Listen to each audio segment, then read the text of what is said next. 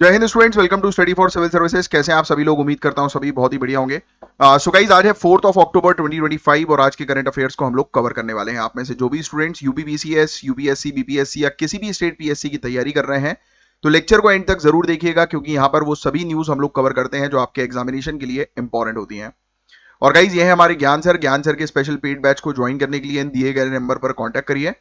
और गाइज, हमारे paid batches की इंफॉर्मेशन मैं आपको दूंगा, बट उससे पहले जिस पर्पस के लिए आपने इस टॉपिक को यानी कि इस लेक्चर को ओपन किया, पहले उसका एक थोड़ा सा आइडिया दे देता हूं, क्योंकि हमारे लिए स्टूडेंट्स फर्स्ट होते हैं, इंफॉर्मेशन फर्स्ट होती है, बाकी चीजें बाद में।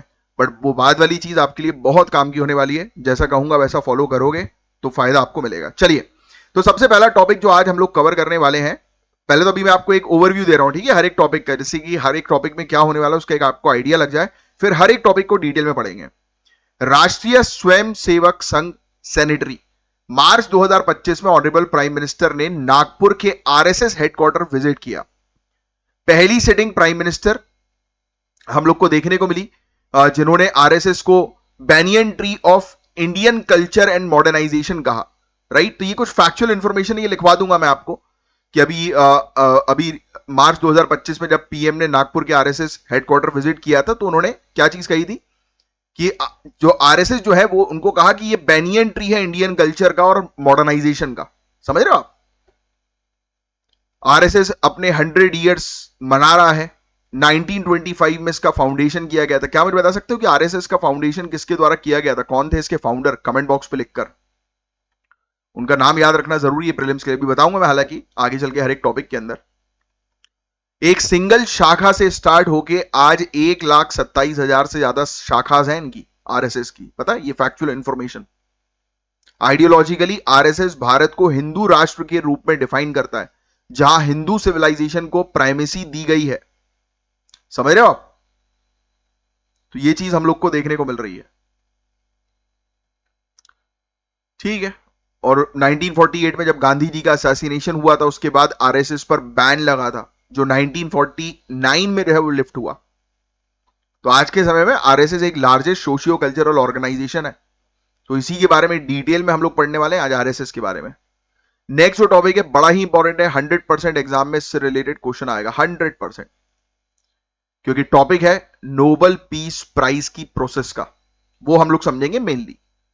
तो 2025 नोबेल पीस प्राइज 10 अक्टूबर को ऑस्लो में डिक्लेयर होगा। 10 दिसंबर को एल्फ्रेड नोबेल की डेथ एनिवर्सरी मनाई जाती है, जिनके नाम पर ये प्राइज है। तो ये फैक्ट भी ध्यान में रखना, जो आगे चल के बताऊंगा। 338 नॉमिनेशन हुए हैं इस बार, जिसमें आईसीसी, नाटो, हांगकांग एक्टिविस्ट और कैनेडियन ह्यूमन राइट्स लॉयर्स जैसे नाम शामिल हैं। तो इसी के बारे में डिटेल में बात करेंगे हम लोग। नेक्स्ट, अब जो नेक्स्ट टॉपिक हम लोग को देखने को मिल रहा है, इंटरनेशनल सिविल एविएशन ऑर्गेनाइजेशन से रिलेटेड टॉपिक है। इंडिया री इलेक्ट हुआ है पार्ट 2 आईसीएओ के अंदर, इसलिए ये टॉपिक हम लोग को देखने को मिल रहा है। 2025 से 2028 तक इंडिया जो है वो इसकी पोजीशन में रहेगा, आईसीएओ की पोजीशन में। ये इलेक्शन मॉन्ट्रियल कनाडा में हुए थे, इसी के बारे में हम बात करेंगे। नेक्स्ट टॉपिक जो हम लोग को देखने को मिल रहा है, India EFTA TEPA trade economic partnership agreement.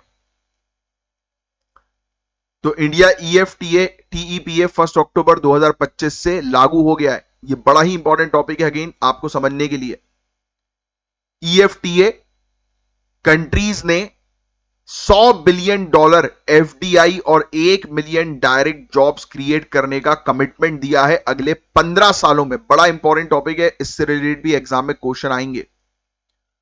Next, deep ocean के बारे में तो आप लोग जानते ही हैं। इंडिया ने सेकेंड एक्सप्लोरेशन जो है वो उसका कॉन्ट्रैक्ट साइन कर लिया है इंटरनेशनल सीबेड अथॉरिटी के साथ।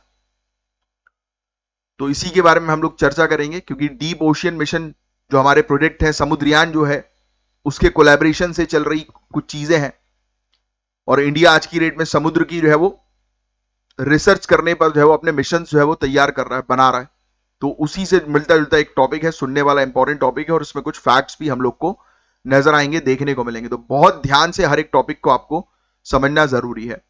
बट और इसके अलावा मैं आपको बता दूं, तुरंत आज के आज इस नंबर पर कांटेक्ट करो और कोर्स को ज्वाइन कर लो सिलेक्शन के लिए। UPPCS, BPSC, UKPSC, RO ARO, UP triple SC, Haryana, Rajasthan, Chhattisgarh, इन पीएससी की तैयारी कर रहे हो तो सिलेक्शन के लिए इन दिए गए नंबर पर कांटेक्ट कर लो। ज्ञान सर का स्पेशल पेड बैच है, जीरो से लेकर सिलेक्शन तक की तैयारी करवाई जाती है, सिलेबस के अकॉर्डिंग तैयारी करवाई जाती है, बहुत डिटेल में।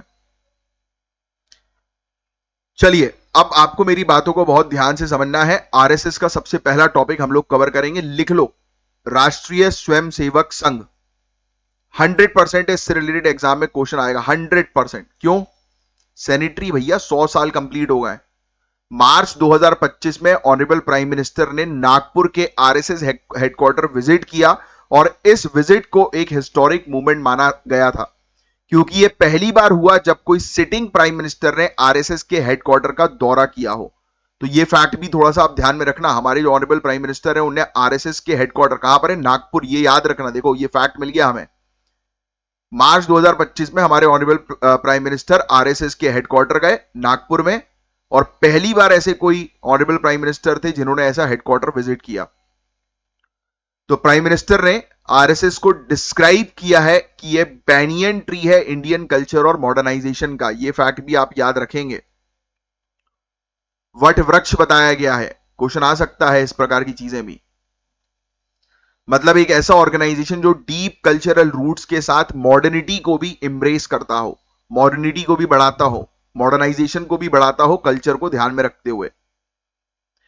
आरएसएस अपना 100th ईयर सैनिटरी ईयर जो है वो मना रहा है, जिसका फाउंडेशन किया गया था 1925 में डॉक्टर के बी हेडगेवर के द्वारा। ठीक है, तो ये फैक्ट थोड़ा सा ध्यान में रखिएगा, बड़ा ही इंपॉर्टेंट फैक्ट है। हेडगेवार के द्वारा, केबी का पूरा फुल फॉर्म जो है वो लिख सकते हो आप, केशव बलीराम हेडगेवार। 1925 में फाउंडेशन हुआ आरएसएस का। Very important. एक छोटी सी शाखा इन्होंने जो है वो शुरू करी, और आज की डेट में हमारी कंट्री के 51,000 से ज्यादा लोकेशन में 1,27,000 से ज्यादा शाखाएं हैं। आज की डेट में दुनिया का लार्जेस्ट सोशियो कल्चरल ऑर्गेनाइजेशन ये बन चुका है। सामाजिक सांस्कृतिक संस्था दुनिया की सबसे बड़ी। 27 सितंबर 1925 का दिन था। डॉक्टर केबी हेडगेवार, जो कि एक फिजिशियन थे नागपुर के, इन्होंने आरएसएस की स्थापना करी। उस समय हेडगेवार कांग्रेस के इंक्लूसिव नेशनलिज्म से निराश हो गए थे कि भाई क्या चल रहा है यार ये। उन्होंने बाल गंगाधर तिलक और वीडी सावरकर जी की राइटिंग्स जो है, स्पेशली एसेंशियल्स ऑन हिंदुत्व, ये भी लिख लेना, वेरी इंपॉर्टेंट। हिंदुत्व पर जो बात कही गई है किताबों में तिलक और सावरकर जी के द्वारा, उनसे प्रेरणा मिली हेडगेवार को। तो हेडगेवार जी को प्रेरणा मिली किताब पढ़ के, और इन किताबों में Hindu unity beyond caste, region और सेक्ट की कल्पना की गई थी कि चाहे कुछ भी हो, हिंदू जो आज की डेट में बटे हुए हैं कास्ट को लेकर, क्षेत्र को लेकर, पंथ को लेकर, तो भैया हिंदू जो है वो एकजुट हो। तो मेन ऑब्जेक्टिव था कि जो हिंदू के बीच में जो फ्रेगमेंटेशन आ गया है, जो अलग अलग हो गए हैं, तो वो बिल्कुल एक हो सके। इस ऑब्जेक्टिव से ये किताबें पढ़ के इनके दिमाग में ये चीज छाई, और इस ऑब्जेक्टिव से आरएसएस का गठन हो गया। समझ में आ गई? अर्ली मीटिंग्स में सिर्फ 26 स्वयंसेवक थे जिन्होंने नाम ये फाइनलाइज किया कि अब जो ये ऑर्गेनाइजेशन होगा इसका नाम रखेंगे राष्ट्रीय स्वयंसेवक संघ। हेडगेवार खुद कांग्रेस और नॉन कॉपरेशन मूवमेंट का हिस्सा रहे थे, पर उन्होंने खिलाफत मूवमेंट के कांग्रेस सपोर्ट का विरोध किया और उसके बाद हिंदू नेशनलिज्म की तरफ शिफ्ट हुए। इनिशियल लीडरशिप थोड़ी सी ध्यान में रखना आप, ये लीडर्स के नाम ये अक्सर एग्जाम में क्वेश्चन पूछा जा सकता है। जो इंपॉर्टेंट जो थे, चीफ जो थे, हेडगेवार जी ऑब्वियसली, और फिर बालाजी हुड्डर, जनरल सेक्रेटरी, फिर मातंडराव जोग, चीफ ट्रेनर। तो ये नाम इनके याद रखना कि ये लोग जो है वो किससे जुड़े हैं, आरएसएस से। Very important personalities. अब आपको बताएं, आरएसएस गाइस भारत को, इंडिया को डिफाइन करता है एज अ हिंदू राष्ट्र, जहां हिंदू सिविलाइजेशन को सिविलाइजेशनल प्राइमेसी दी गई कि इंडिया के अंदर हिंदूज जो हैं वो यहां के मूल निवासी हैं, लेकिन दूसरे धर्म के लोग भी नागरिक के रूप में रह सकते हैं। यानी कि प्रायोरिटी दी जा रही है हिंदूज को, बट दैट डजंट मीन कि दूसरे रिलीजन के लोगों को अवॉइड किया जा रहा है, सबको साथ में रखा जा रहा है कि ये राष्ट्र जो है वो हिंदू राष्ट्र है।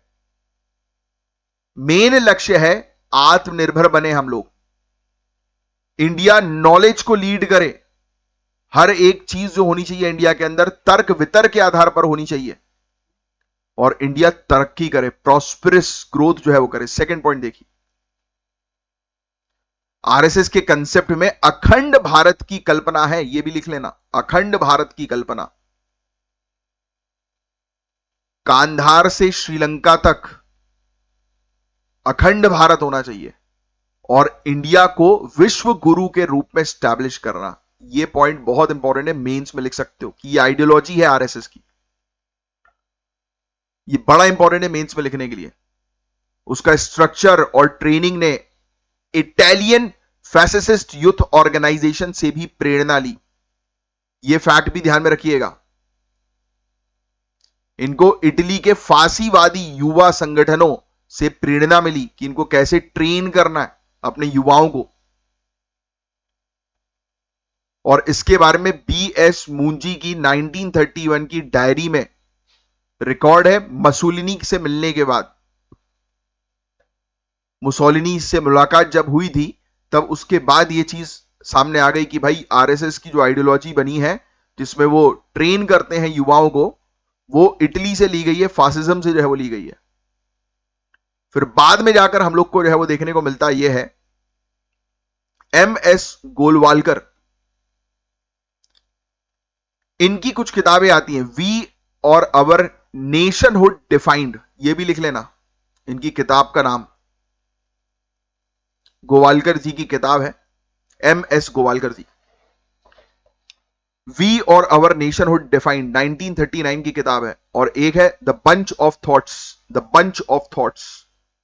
इसने आरएसएस आइडियोलॉजी को डॉक्ट्रिनल फाउंडेशन दिया कि भाई ये डॉक्ट्रिन है, यानी कि ये सिद्धांत है आरएसएस का। इन कामों ने डिसिप्लिन, एक्सक्लूसिव नेशनलिज्म और हिंदू राष्ट्र पर जोर दिया। इनने बोला कि भैया डिसिप्लिन फॉलो करो, हम लोग नेशनलिज्म पर फोकस करेंगे, राष्ट्र पर, हमारे लिए हमारा राष्ट्र सबसे ऊपर, और हम हिंदू राष्ट्र जो है वो बनाएंगे, एक ऐसा राष्ट्र सिर्फ हिंदू का नहीं, सभी का जो यहां पर रहते हैं। समझे आप? तो 1930s में आपको बता दें कि आरएसएस शाखा ने 26 जनवरी को इंडिपेंडेंस डे के रूप में भी सेलिब्रेट किया, पर ट्राई कलर के बदले भगवा फ्लैग जो है वो फहराया। ये डिफरेंस था, तिरंगा नहीं फहराया था, सैफ्रॉन फ्लैग जो है वो फहराया था। आरएसएस ने भी 26 जनवरी 1930 को जो है वो झंडा फहराया। हेडेगवार और कुछ स्वयंसेवक सिविल डिसोबीडियंस मूवमेंट, स्पेशली जंगल सत्याग्रह में शामिल भी हुए, लेकिन आरएसएस ऑफिशियली अलग हुआ, यानी कि उसने पार्टिसिपेट नहीं किया। आरएसएस ने 1942 के क्विट इंडिया मूवमेंट में भी भाग लिया। आइडियोलॉजिकल और स्ट्रेटेजिक रीजंस दिए गए, और 1946 में आरएसएस के स्वयंसेवक 1 लाख से ज्यादा हो गए थे, और ऑर्गेनाइजेशन का प्रभाव नॉर्थ और साउथ इंडिया दोनों में आप कह सकते हैं कि फैलने लगा इसका प्रभाव। तो ये कहानी है आरएसएस की, जिसके बारे में आपको थोड़ा सा आइडिया होना चाहिए। अब let's switch to the next part. Partition होता है, इंडिया पाकिस्तान अलग हुआ। इस दौरान आरएसएस ने पंजाब, दिल्ली और बंगाल में रिलीफ कैंप्स लगाए कि काफी सारे हिंदू जो पाकिस्तान से यहां आए हैं, और कुछ लोगों का घर बॉर्डर एरिया अलग हो गया है, दंगों के कारण भी लोग जो है वो बेघर हो गए हैं, तो उनके लिए कैंप्स लगाए गए कि उन पंजाब, दिल्ली, बंगाल में, कि उनको थोड़ा राहत दी जाए, लोगों को, परेशान लोगों को।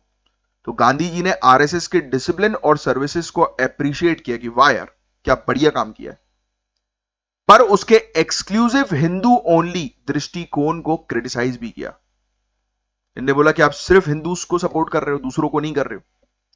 30 जनवरी 1948 का दिन महात्मा गांधी जी की हत्या नाथूराम गोडसे के द्वारा की गई, जो कि एक फॉर्मर आरएसएस प्रचारक और हिंदू महासभा के लीडर थे। इसके बाद सरकार ने आरएसएस पर बैन लगा दिया। हजारों स्वयंसेवक इंक्लूडिंग गोवालकर, इनको अरेस्ट किया गया। 1949 में आरएसएस की एक रिटन कॉन्स्टिट्यूशन, यानी कि आरएसएस के अंदर एक रिटन कॉन्स्टिट्यूशन लाया गया, उन्होंने इसको अडॉप्ट किया, जिसमें कल्चरल वर्क, ट्राई कलर की रिस्पेक्ट, डेमोक्रेटिक स्ट्रक्चर की प्रतिज्ञा दी गई और टोटल बैन हटाया गया। कहा कि आप भाई एक अलग से जो है वो चीजें नहीं करोगे, इंडिया के दायरे में जो है वो रहकर चीजें करोगे। और ये उन्होंने फिर माना, प्रतिज्ञा ली गई और फिर उसके बाद ये बैन जो है वो हटा।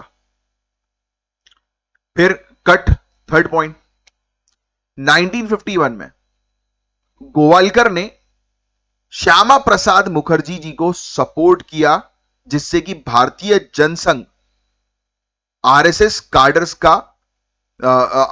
कार्डर्स ने इसका बेस बनाया, भारतीय जनसंघ बनाया गया, याद रखिएगा। अब cut to next third part कि अब इंडिपेंडेंस हो गई है ना, नाथूराम गोडसे वाला इंसिडेंस भी हो गया है। अब कहानी जो है वो क्या आती है कि इनने बोला कि नहीं यार, श्यामा प्रसाद मुखर्जी जी ने, कि हमें जो है पॉलिटिकली थोड़ा सा और एक्टिव होना पड़ेगा, है ना। अब हम आरएसएस के ऊपर जो है वो ज्यादा डिपेंडेंट नहीं रह सकते, तो एक ऑर्गेनाइजेशन और बनाओ। अब उसका नाम रख दिया गया भारतीय जनसंघ।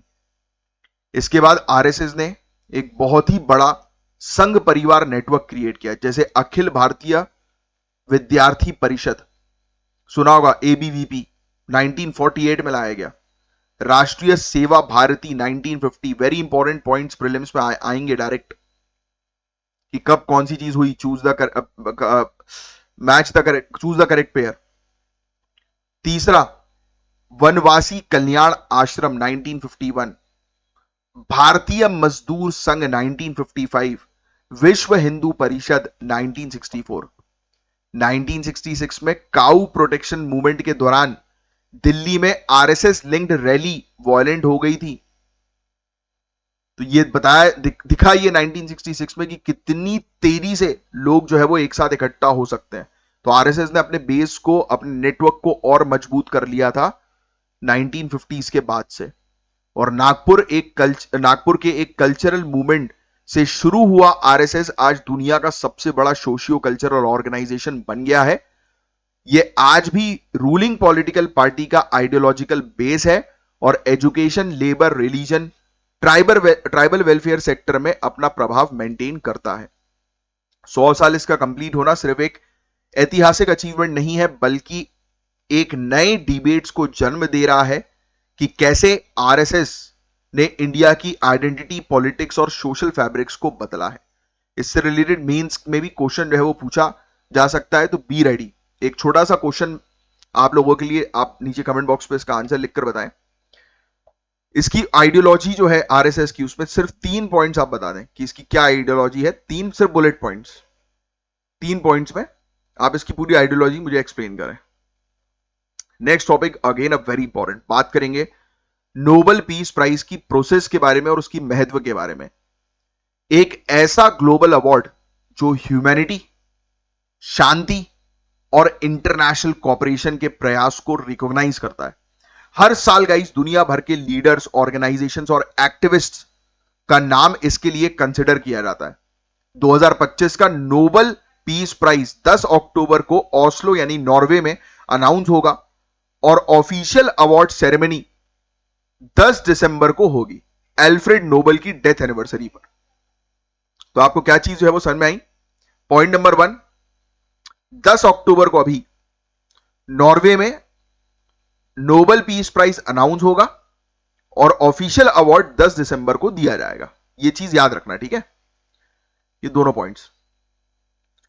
इस साल 338 नॉमिनीज हैं, जिसमें आईसीसी यानी international criminal court, NATO, Hong Kong के एक जेल्ड ह्यूमन राइट्स एक्टिविस्ट और एक कैनेडियन ह्यूमन राइट्स लॉयर का नाम जो है वो डिस्कस हुआ। कुछ लीडर्स कंबोडिया, इजराइल, पाकिस्तान के इन्होंने यूएस प्रेसिडेंट को नॉमिनेट करने की बात की, लेकिन उनका प्रपोजल जनवरी डेडलाइन के बाद जो है वो आया, इसलिए इनवैलिड माना गया। यानी कि बहुत लेट जो है वो अमेरिकी प्रेसिडेंट का प्रपोजल रखा था, तो उनको अभी हटा दिया। शायद नेक्स्ट ईयर जो है वो उनको कंसिडर किया जाएगा।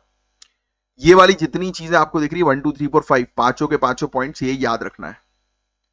एक एक करके बात करते हैं। नोबल पीस प्राइज, ये गाइस उन 6 नोबल प्राइज में से एक है जो स्वीडिश इंडस्ट्रियलिस्ट एल्फ्रेड नोबल की 1895 की जो विल थी, वसीयत जो थी, उसके तहत एस्टैब्लिश हुआ। ये लिखिए, एक स्वीडन के एक इंडस्ट्रियलिस्ट थे एल्फ्रेड नोबल, नोबल प्राइज इन्हीं के नाम पे। 1895 में इनकी जो संपत्ति थी, विल जो थी, वसीयत जो थी, जितनी भी, राइट, तो उसमें से नोबल प्राइज जो है वो दिए जा रहे थे, राइट। तो याद रखिएगा, नोबल प्राइज, 6 नोबल प्राइज में से एक प्राइज हम लोग को देखने को मिलता है।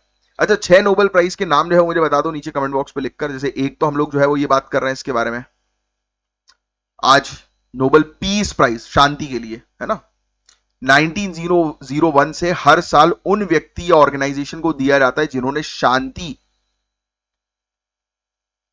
के लिए कंट्रीब्यूशन दिया अपना, यानी कि शांति मेंटेन करने के लिए। नोबल की जो वसीयत है, इसमें क्लियरली लिखा गया था कि यह अवार्ड उन प्रयासों को रिकॉग्नाइज करेगा जो कंट्रीज के बीच भाईचारे को बढ़ाएं, स्टैंडिंग आर्मीज को कम या खत्म करने में मदद करें और पीस कांग्रेसेस को प्रमोट करें, यानी कि ऐसे ऑर्गेनाइजेशन बनाएं जो शांति को जो है वो बढ़ावा देगा। तो क्लियरली इसके अंदर ये मेंशन है, ठीक है। तो ये फैक्ट भी आप लिखिएगा, मैंने आपको बोला ना पूरी चीजें आपको लिखनी है। प्राइज में क्या दिया जाता है? एक गोल्ड मेडल मिलता है, एक डिप्लोमा मिलता है और 11 million Swedish crowns, approximately $1.2 million का कैश रिवॉर्ड। पिछले साल 2024 का Nobel peace prize Japanese atomic bomb survivor organisation Nihon Hidankyo को मिला था, जिसे ग्लोबल फोकस, मतलब जिसका ग्लोबल फोकस जो है न्यूक्लियर डिसआर्मामेंट पर था। तो ये फैक्ट बहुत इंपॉर्टेंट है, इससे रिलेटेड तो 90% से ज्यादा चांसेस है कि एग्जाम में क्वेश्चन आएगा, और 100% तो नोबेल प्राइज से रिलेटेड क्वेश्चन आते ही हैं। नेक्स्ट, अब नोबेल क्वेश्चन ये बनता है कि नोबेल प्राइज जो है, पीस प्राइज, इसके लिए नॉमिनेशन राइट्स बहुत ब्रॉड होते हैं। सिर्फ पॉलिटिकल लीडर्स नहीं गाइस, एकेडमिशियंस और इंस्टीट्यूशंस भी नॉमिनेट कर सकते हैं। पता है आपको, मतलब कौन नॉमिनेट कर सकता है? Political leaders, academicians, institutions. जो नॉमिनेटर्स जो होते हैं ना, उसमें गवर्नमेंट के members, parliamentarians, head of state, history, philosophy, law, social science के university professors, former Nobel peace prize laureates, यानी कि जिनको पहले ऑलरेडी नोबेल प्राइज मिल चुका है, और इंटरनेशनल जजेस और कुछ एनजीओस। तो ये चीज ध्यान में रखना कि नॉमिनेशन अथॉरिटी जो है वो किनके हाथ में जो है वो रहती है। तो ये पूरे पॉइंट, ये इसके भी पूरे पॉइंट ही लिखो, ये बड़ा इंपॉर्टेंट टॉपिक है, इसमें कोई चीज छोड़नी नहीं है, इससे रिलेटेड क्वेश्चन आता ही है, वो पता होना चाहिए आपको। नॉमिनेशन प्रोसेस की गाइस कॉन्फिडेंशियलिटी बहुत स्ट्रिक्ट होती है। इवन दो नॉमिनेटर्स अपने प्रपोजल पब्लिकली शेयर कर सकते हैं, ऑफिशियल रिकॉर्ड्स हर 50 साल तक सील्ड रहते हैं, पता है आपको। ये कॉन्फिडेंशियलिटी इंश्योर करती है कि डिसीजन मेकिंग पॉलिटिकल इन्फ्लुएंस से फ्री रहे। अब बात करते हैं इस अवार्ड के सिलेक्शन मैकेनिज्म पर, जो आपके एग्जाम के लिए बड़ा इंपॉर्टेंट है। सुनना आप, अब लोगों ने नॉमिनेट कर दिया, जैसे किसी टीचर ने किसी को नॉमिनेट किया, किसी पुराने नोबेल प्राइज विजेता ने किसी को नॉमिनेट कर दिया, ऐसे बहुत सारे नॉमिनेशन हमारे पास आ गए। नॉमिनेशन हर साल 31 जनवरी तक एक्सेप्ट किया जाता है, ये फैक्ट पहला याद रखना। ये भी पूरे लिखेंगे आप, हर एक चीज, सिलेक्शन प्रोसेस। कमेटी बनती है, नॉर्वेजियन नोबेल कमिटीज के 5 मेंबर होते हैं। जिन्हें नॉर्वेजियन पार्लियामेंट अपॉइंट करती है। नॉर्वे की पार्लियामेंट 5 मेंबर्स को अपॉइंट करती है। ये अपॉइंटमेंट्स पॉलिटिकल बैलेंस मेंटेन करते हैं। मेंबर्स आमतौर पर रिटायर्ड पॉलिटिशियंस या एकेडमिशियंस होते हैं, यानी कि ट्राई किया जाता है कि पॉलिटिक्स से काफी कम लोग जो है वो शामिल किए जाएं। अब कमिटी एक शॉर्टलिस्ट बनाती है, मतलब देखती है कि यार इन लोग हैं, इनमें से ये लोग जो है वो ज्यादा मतलब इनको मिलना चाहिए। एक्सपर्ट्स और एडवाइजर्स के द्वारा इवेल्युएट होती है पूरी चीजें। कमिटीज लगभग हर महीने एक बार जो है वो मिलती है और सहमति बनाने की कोशिश करती है। अगर सहमति ना बने तो मेजोरिटी वोट से डिसीजन होता है। फिर अगस्त या सितंबर तक फाइनलाइज होते हैं फाइनल डिसीजन, और अक्टूबर में विनर अनाउंस किए जाते हैं, जो अभी 10 अक्टूबर को होने वाला है। अच्छा, विनर 10 अक्टूबर को अनाउंस होंगे, बट विनर्स को प्राइज जो है वो कब तक मिलेगा? कोई बताएगा मुझे कमेंट बॉक्स में लिखकर? अभी बताया था मैंने थोड़ी देर पहले। डेथ एनिवर्सरी नोबेल की कब आती है बताओ कमेंट बॉक्स में लिखकर। Alfred Nobel. तो नोबेल पीस प्राइज की के फीचर देखें हम लोग, तो इसको नॉर्वे अवार्ड देती है गाइस, और दूसरे नोबेल प्राइजेस जो है वो स्वीडन डिसाइड करती है। ठीक है, तो नोबेल पीस प्राइज जो है वो कौन डिसाइड कर रही है? नॉर्वे, ना कि स्वीडन। और बाकी जो नोबेल प्राइज है वो स्वीडन डिसाइड करती है। नॉमिनेशन लिस्ट जो है वो 50 साल तक सील्ड रहती है, प्रोसेस की इंटीग्रिटी बनाए रखने के लिए। इवन इंडिविजुअल्स और ऑर्गेनाइजेशंस दोनों को अवार्ड मिल सकता है। 1964 की एक कंट्रोवर्सी हुई थी जब पैलेस्टीनियन और इजरायली लीडर्स के बीच अवार्ड शेयर हुआ था। एक कमिटी मेंबर ने प्रोटेस्ट में रिजाइन तक कर दिया था। फिर कमिटी अपने डिसीजंस को आज की डेट के ग्लोबल मुद्दे के मुताबिक अलाइन करती है, जैसे क्लाइमेट चेंज, जर्नलिज्म, यानी कि आज की डेट में जो मुद्दे चल रहे हैं मेनली उसको ध्यान में रखते हुए फिर अवार्ड डिसाइड किए जाते हैं कि किसको देना है। 2025 के नोबेल पीस प्राइज के कॉन्टेक्स्ट में कुछ इंटरेस्टिंग ऑब्जर्वेशन सामने आई है। कमिटी उन लीडर्स को अवार्ड देने में हिचकिचा रही है जिनके डिसीजंस इंटरनेशनल पीस को डिस्टर्ब कर सकते हैं। एनालिस्ट के हिसाब से चांसेस ज्यादा है इंटरनेशनल इंस्टीट्यूशंस, ह्यूमैनिटेरियन ऑर्गेनाइजेशन या जर्नलिस्ट के लिए कि उनको अवार्ड मिलेगा। कमिटी का एक रिकॉर्ड है सरप्राइजिंग चॉइसेस का, जैसे अनएक्सपेक्टेड येट सिंबॉलिक डिसीजंस जो कंटेम्पररी इश्यूज को हाईलाइट करता है। तो ये भी हो सकता है, सरप्राइज सिलेक्शंस भी पॉसिबल हो सकते हैं। 2025 का नोबेल पीस प्राइज एक ऐसे टाइम में आया है जब दुनिया जियोपॉलिटिकल टर्बुलेंस से गुजर रही है। बात आप जानते ही हैं कि आज की डेट में हर जगह पर आप देखो, हर कॉन्टिनेंट पे लफड़ा ही लफड़ा है ना। तो इसलिए इसका सिंबॉलिक वैल्यू है वो और भी ज्यादा बढ़ गया है। तो नोबेल पीस प्राइज गाइस, इसका महत्व अपने आप में बहुत ज्यादा है। हर साल इससे रिलेटेड एग्जाम में क्वेश्चंस आते हैं। एल्फ्रेड नोबेल के ओरिजिनल वर्जन को मॉडर्न कॉन्फ्लिक्ट के कॉन्टेक्स्ट में ये बैलेंस भी करता है। तो ये अवार्ड अब मॉडर्न पीस प्रोसेसेस जैसे डिसआर्मामेंट, यानी कि वेपन्स लोग अपने गिरा दें, ह्यूमैनिटेरियन एक्शंस लें, मानवता के हित में एक्शंस लें, है ना। तो ये सब चीजें फ्रीडम डिफेंस को जो है वो हाईलाइट करता है। काफी सारी चीजें हैं इसके अंदर जो आपको थोड़ी सी ध्यान में रखनी है। कमिटी ग्लोबल पीस एजेंडा को शेप करती है through its recognition partners. Future में जैसे जैसे क्लाइमेट चेंज, डिसइंफॉर्मेशन, ऑथोरिटेरियनिज्म जैसे थ्रेड बढ़ेंगे, नोबेल पीस प्राइज और भी महत्वपूर्ण बन सकते हैं। तो ये है गाइस पूरा वाला टॉपिक। होपफुली आपको चीजें समझ में आई होंगी। अच्छा, आईसीएओ के टॉपिक को मुझे थोड़ा सा और जो है वो इसमें जानकारी रखनी है, तो मैं आपको ये वाला टॉपिक जो है वो कल कवर कराऊंगा, ये वाला भी और कमिंग टॉपिक्स भी। ये ट्रेड से रिलेटेड भी एक टॉपिक है, राइट। हालांकि है कुछ नहीं, मैंने आपको उसका एक डिटेल जो है वो दे दिया था, बट कुछ चीजें, और ये वाला टॉपिक तो जो है वो आप ऑलरेडी जानते ही हो, तो इसके बारे में भी हम कल ही कवर कर लेंगे। तो आज बस इतना ही रख रहे हैं हम लोग। पैरा स्पोर्ट्स इन इंडिया, ये लिखो, ये बताओ इसका आंसर। जिया राय ये पहली ऑटिस्टिक फीमेल है जिन्होंने कैटेलिना चैनल को जो है वो पार किया 2025 में। तो ये ऑटिज्म की अवेयरनेस क्रिएट करने पर बात करी, तो ऑटिज्म के बारे में आज आप पढ़ेंगे, ये आपके लिए एक टास्क है, ऑटिज्म। प्रधानमंत्री राष्ट्रीय बाल पुरस्कार, ये एक नेशनल सिविलियन ऑनर है बच्चों के लिए अंडर 18 ईयर्स। तो अलग अलग फील्ड्स इंक्लूडिंग स्पोर्ट्स और सोशल सर्विस में उनके जो बेस्ट चीज के लिए उनको ये अवार्ड दिया जाता है। बिल्कुल सही। तीसरा स्टेटमेंट इनकरेक्ट है इन लोगों का।